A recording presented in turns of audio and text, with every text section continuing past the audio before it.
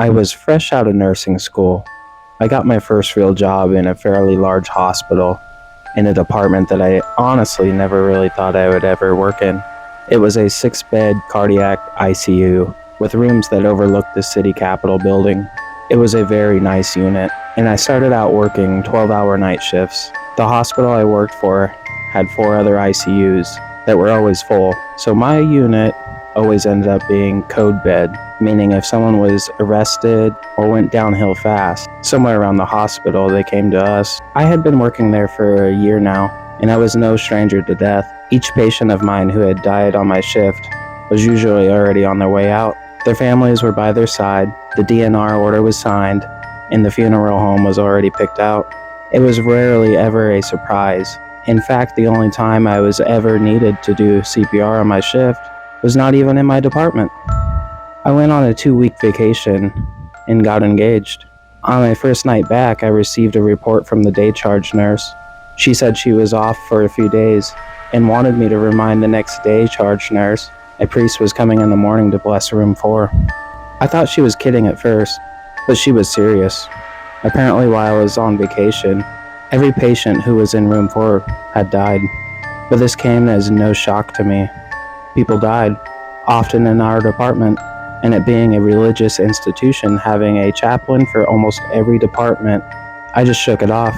Then she said that room 4 was empty and that it would serve as a code bed for the night.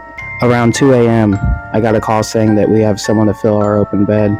The ICU downstairs was now going to be code bed, so we were getting a run-off-the-mill chest pain, take a look in the morning kind of patient. Nothing to get excited about. We got the patient admitted and all settled in room 4.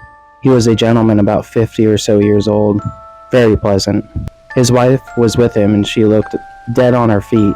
I got her some warm blankets and took her to the waiting room that had cots so she could get some rest. Around 3:30, I was watching monitors and the cameras in each room. All the patients were fast asleep. The cameras all cycled through about 3 seconds each on a small TV we had. Room 1 was fine. Room 2 was fine. Room 3 was fine. Room 4, there was someone in there. It cycled too quickly for me to get a good look, and the doors to the unit were locked. Maybe the other nurse let his wife back in. I walked down the hall and glanced inside. There was nobody. I shrugged it off. It was late, and I was tired. I was probably just seeing things. I went back to the desk and continued watching the monitors. Room 1, Room 2, Room 3, Room 4. I was not imagining anything.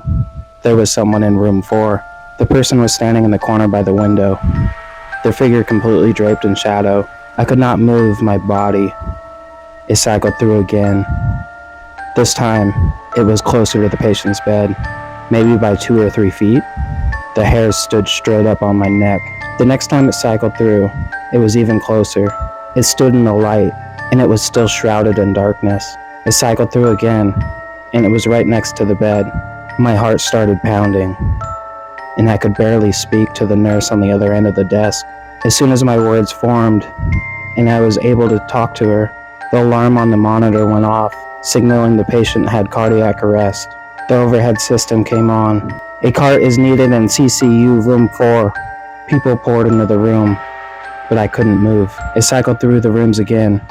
Room 4 came up, and this time the lights were on, and there were at least 10 to 15 people surrounding the bed, doing CPR and slamming meds into his IV. Someone went to go get his wife from the waiting room, but there it was, in the opposite corner again. Dark figure, watching the scene play out, just standing there. The man died of heart attack. Room 4 was blessed that morning, right on schedule, and I put my 2 weeks notice in.